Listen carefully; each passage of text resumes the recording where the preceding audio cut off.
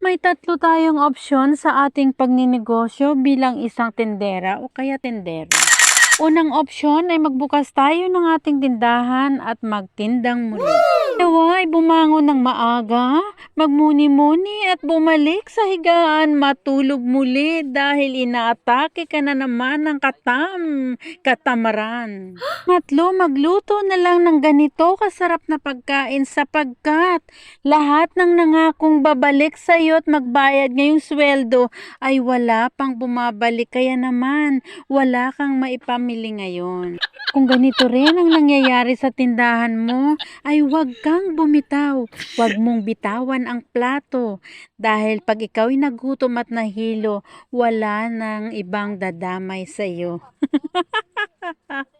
Hindi rin halatang sangkatutak na ang problema mo sapagkat nakikita nilang masayahin ka pa rin at malusog. Correct ka dyan.